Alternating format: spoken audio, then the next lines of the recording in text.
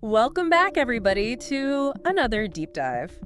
You know we love to get our hands dirty with some fascinating topics, and today we're going to the dogs. Woof woof. Literally. Yeah. We're going to be diving into dog emotions. Uh-huh. And to help us unpack this, we've got this YouTube video called 16 Atrocities That Hurt Your Dog Emotionally. Ooh, that sounds intense. Yeah, it is from Pet World Breeds, so, always a little bit clickbaity, but I think there's some really good stuff in there. Yeah. So what I thought was so interesting is how it starts off by, just acknowledging just how rich a dog's inner emotional life really is. Yeah, for sure. We kind of focus on happy tail wags, that kind of puppy dog energy. Yeah. But, they're experiencing this whole spectrum just like we are. That's like us. And they just don't have the ability to, explain it, Yeah, and that's the thing is, Right. we as the humans have to be the ones to be more aware and understanding their language and their cues. Absolutely. And so that's, I think, what's really interesting about some of these atrocities that they list. Yeah. I was really surprised by calling a dog a name they dislike. Oh, really? I always thought it was kind of like a funny quirk. They just don't respond to that name or whatever. But they were explaining that, dogs actually associate that with a bad experience. Yeah, with, negative experiences. Makes sense if you think about it. If someone kept calling you a name that you just absolutely hated, you wouldn't want to respond to it either. Totally. It's all about being consistent and positive when it comes to communicating with our dogs. Yeah, I love that. Yeah. And I think another one that was interesting that's kind of on that same vein is pushing them away when they're being affectionate. You would think cuddling a dog is always welcome, but apparently that can be really upsetting for them. Yeah, I mean, it kind of goes back to their pack mentality, and physical touch is a way for them to bond and feel secure within the pack. Oh. So when we kind of reject their affection, even if we're trying to set boundaries, it can feel like a little bit of a betrayal to that trust. Right, so it's like we're breaking this unspoken agreement of exactly. It's supposed to want to be close, and then we're like, no. No, get off of me. And then I think another one that's so interesting that probably we've all been guilty of. Oh, yeah. Is teasing. For sure. Pulling their tail fake, throwing the ball, keep away, all those seemingly fun things. Yeah. But they were explaining how that's actually pretty stressful for them. Yeah, they don't really understand the joke, and it can erode trust. Yeah. And make them more hesitant to engage in play. Yeah, can you make them scared to play with you? Exactly. Because they don't know if they're about to get tricked or teased or whatever. Yeah, so it's all about making sure that the play that we're engaging in with our dogs is actually enjoyable for them and not just for us. Yeah, and respecting their boundaries. I think sometimes we forget that. Absolutely. And then another point I thought was really interesting is how we need to be pain detectives for our dogs? Yes. Because they're so good at masking pain. Oh, they are masters. Yeah, masters at it. So it's it's up to us to recognize these really subtle signs. Yeah. And they were saying things like excessive blinking, licking a particular spot over and over. Yeah. Changes in appetite or energy levels. Yeah, those are all Yeah, it's like we're learning a secret code almost. Totally. To really understand what they're trying to tell us. Yeah, you have to be so attuned to their normal behavior so you can kind of pick up on those little deviations. Totally. And I think I'm so bad about that because I'm oh, he's fine. He's just being lazy or whatever. Right. But sometimes it's no, he's actually trying to tell you something. Yeah, he's trying to tell me something. Yeah. But I remember actually my dog hurt his paw once and I didn't even notice. Oh no. It was a really slight limp.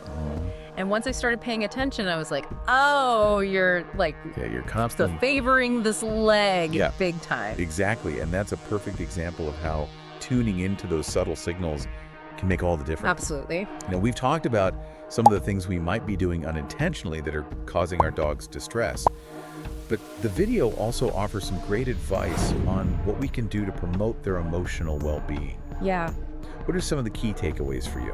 I think the point about walks being more than just physical exercise really stuck with me. It's so important. It's so easy to just be okay, we got to get the walk done. Right. But it's it's about so much more for them. It's their time to really engage all of their senses. Yeah. Yeah. To sniff, to explore, to investigate their surroundings. It's their job. Yeah, it's their job. Like, you need... It's mental stimulation, it's stress relief, it's a chance for them to connect with their environment. And if we deny them that, it's almost like rushing a friend through their favorite store, you know? Right, exactly. And not letting them actually browse and enjoy it. Yeah, I love that analogy. Yeah. It's perfect. And then, speaking of enjoying, the importance of mental stimulation. Like, a bored dog is an unhappy dog. A bored dog is a destructive dog. Yes. Yeah, for sure. But, what are some, practical ways we can keep our dogs mentally engaged? So many options. Interactive toys, puzzle feeders, training sessions, even simple games like hide and seek can provide that mental workout they need. Oh, that's fun. Yeah, it's all about tapping into their natural instincts and providing them with challenges that, keep them thinking and engaged. So it's not just physical. It's like you got to keep their minds sharp. Yeah, sharp. And then there's the whole aspect of socialization that they talk about. Yeah. Which is so important. So crucial for their well-being. They're social creatures by nature. They thrive on interaction and connection. So including them in social gatherings, introducing them to new people and dogs in a safe and controlled way can help them develop confidence and feel more secure in different situations. It's almost like we're helping them build social skills. Exactly, just like we would with a kid. Yeah, and it's the opposite of that, isolation, anxiety feeling. Exactly. And then, speaking of creating these positive experiences for our dogs, they're really big on gentle training. Yes. Positive reinforcement all the way. Positive reinforcement. Absolutely. It's not just about giving treats. It's about creating a positive learning environment where the dog feels safe, supported, and motivated to learn. It strengthens the bond between you and your dog because it's built on trust and mutual understanding. So ditch the yelling and the punishment. Please. And focus on that. Connection is key. Yeah, connection. Yeah. I love that. Me too. It makes you wonder, if we can be so attuned to their physical needs, why not their emotional needs too? Yeah. Exactly. What are your thoughts on that? I think it's a journey. Yeah. It's an ongoing learning process. Yeah. We're constantly evolving our understanding of how dogs think and feel. And the more we learn, the better equipped we are to create a truly fulfilling and enriching life for them. I love that it's not about being perfect. It's just about... It's about progress, not perfection. Yeah, exactly. And I think that's a really good point for this whole deep dive. Absolutely. What's been the biggest takeaway for you? I think for me, it's the realization that even seemingly insignificant actions on our part can have a profound impact on our dog's emotional well-being. Yeah. It really highlights the responsibility we have to be mindful of their needs and to create an environment where they feel safe, loved, and understood. I completely agree. It's like they're depending on us to be their advocates. They are. To understand their language. 100%. And create a world where they can thrive. Yes, I love that. So I think we're ready to move into some of the more sensitive topics. The heavier stuff. Yeah. Are you ready for that? Let's do it. Okay. Let's dive in. Yeah. So the video goes into, some pretty emotionally charged things. Yeah. Like ear and tail docking. Okay. And then also the dynamics that change when a new baby comes into the picture. Those are definitely hot button issues for sure. For sure. So let's start with docking. They're very much against it. Yes. They're saying it's painful and it's purely aesthetic. Right. So it kind of begs the question, does the dog's appearance matter more than their well-being? Right. And it's a complex issue, Yeah. There's a lot of history and tradition woven into, certain breed standards. But I think as we become more aware of the potential for pain and the long-term consequences, it's important to reevaluate those standards. Yeah. And ask ourselves if they truly serve the best interests of the dog. Yeah. It's we're being challenged to really look beyond our own preferences. Yeah. And think about what's truly ethical and humane. Exactly. Yeah. And I think that idea of shifting perspectives also comes up when they talk about bringing a new baby into the home. Okay. Yeah, that's a huge one. It is a huge one. It's a time of massive adjustment for everybody. For everyone. Involved. And so it's it's understandable why a dog might feel a little neglected when all the attention suddenly shifts to This new tiny human. Yeah. Yeah. But they had a really interesting perspective on it. They did? That I thought. Yeah. I was fascinated by like the point that they made about dogs actually having a positive impact on a baby's development. Yes. Did you know that? I did actually. Okay. Yeah, they mentioned some studies showing that having a dog around can actually increase serotonin levels in babies, Oh, wow. which is, the chemical that's linked to happiness and well-being. So it's like instead of looking at them as a problem, it's like, Exactly. it's actually They being... could be a benefit. Yeah. It's a source of joy and comfort for the baby. It's like a furry little therapist. Exactly. Boosting those. Boosting the good mood chemicals. Yeah. Yeah, But, I think it goes without saying, obviously, supervision, of course. safety, Absolute paramount. all that stuff. Yeah. But, yeah, it's just about finding that balance. Yeah. Finding that harmony, Yeah.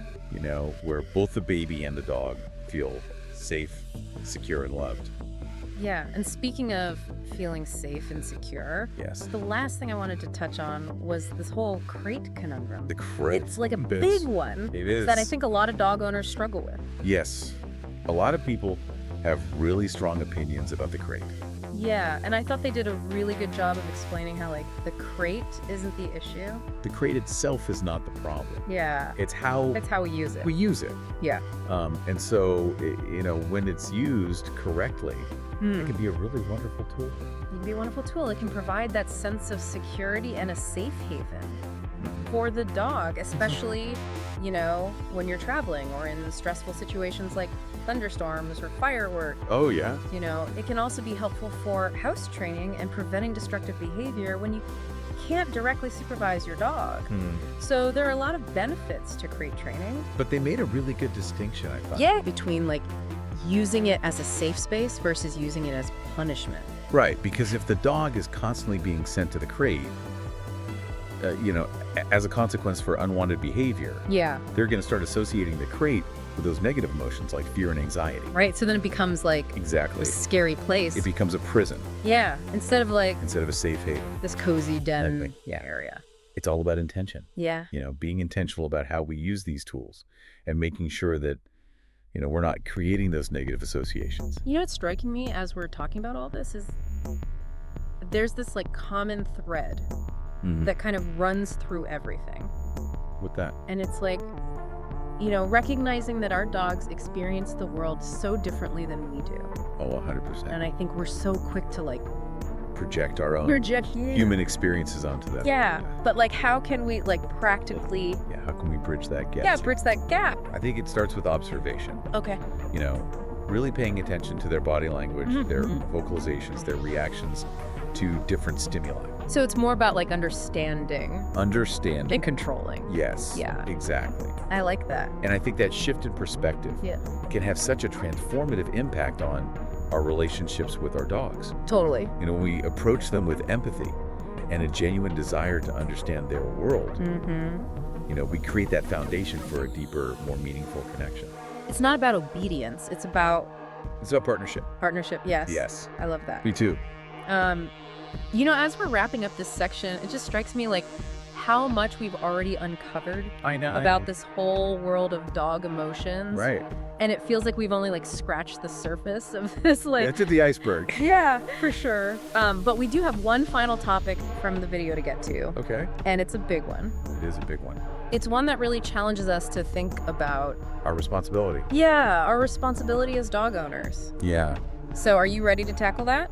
I am. Okay, let's do it. It really makes you think about, like the responsibility that we have, toward our dogs. Exactly. If their emotional lives are like that complex and rich, Yeah. shouldn't we be like doing everything we can to meet those needs? Absolutely. And I think that's the message that runs through this whole video. Yeah. It's like this call to action to step outside of our human-centric view of the world and really trying to see things From their perspective. from their perspective. Yeah. I think when we do that, that's when That's when the magic happens. yeah, and we can create that connection Absolutely. and really build that communication. It's not just about learning, a set of rules or techniques. Right. It's about cultivating a deeper understanding of who our dogs are Yeah. and what makes them tick. It's about building that relationship based on like mutual respect, Yeah. trust. Trust and empathy, Yeah. recognizing that they have just as much to teach us as we have to teach them. Oh, that's so true. It is. That is so true. And I think that's something we often forget Yeah. in our busy lives. Uh-huh. We get so caught up Totally. in our own routines and priorities Yeah. that we lose sight of these incredible beings.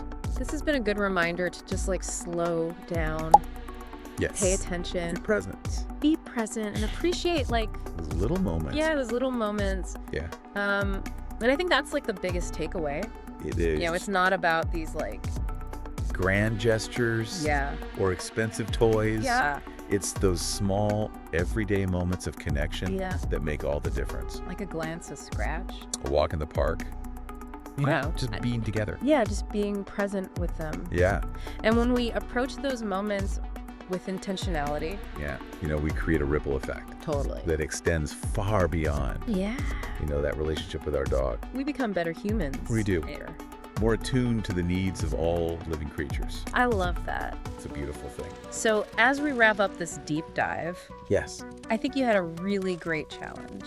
I do. I want to challenge everyone listening to take some time today Okay. to just observe your dog, Okay. watch their body language, listen to their vocalizations, and try to see the world through their eyes. I love that. Yeah, you might be surprised by what you discover. And remember, this is just the beginning It is. of the journey. The journey continues. There's so much more to learn. So much more. So keep learning. Keep questioning. And keep those tails wagging. That's what it's all about. Thanks for joining us for another deep dive. Yes, thank you. We'll be back next week with another fascinating topic to explore.